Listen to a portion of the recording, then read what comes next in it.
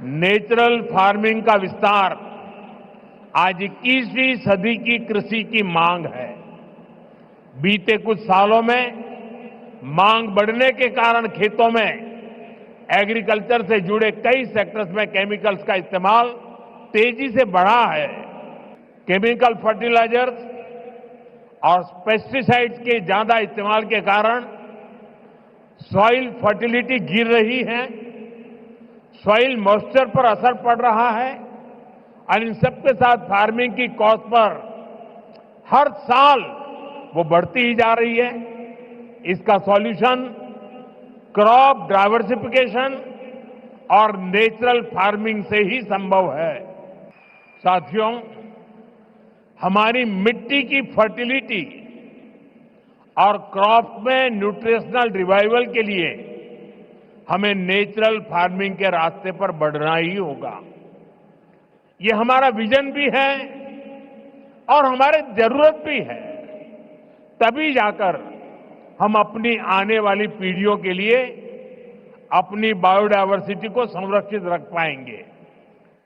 Natural खेती हमें climate change, मौसम में हो रहे बदलाव का सामना करने में मदद करती है। ये हमारी मिट्टी की सेहत को स्वस्थ रख सकती है और इससे लोगों को नुकसान करने वाले केमिकल से भी बचाया जा सकता है। आज का ये आयोजन इसी दिशा में एक बहुत बड़ी भूमिका निभाने जा रहा है।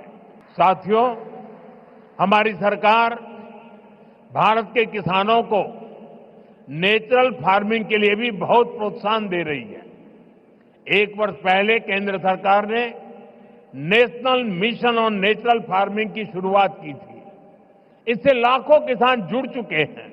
इसका पॉजिटिव इम्पैक्ट खास तौर पर पूरे दक्षिण भारत पर में दिख रहा है। यहां आज तमिलनाडु में ही करीब 35,000 हेक्टेयर लैंड पर ऑर्गेनिक और नेचुरल फार्मिंग हो रही है।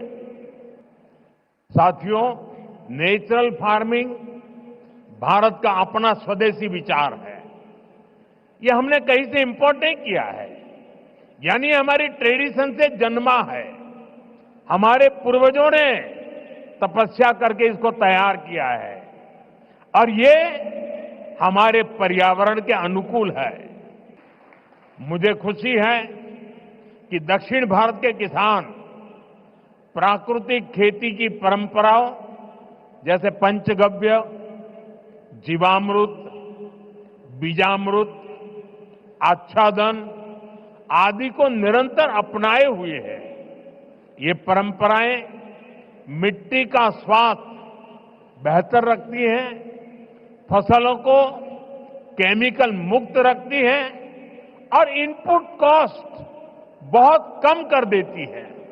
साथियों, नेचुरल फार्मिंग के साथ हम अगर श्री अन्न, मिलेट्स की पैदावार जोड़ते हैं तो ये भी धरती मां की रक्षा में अहम भूमिका निभाते हैं।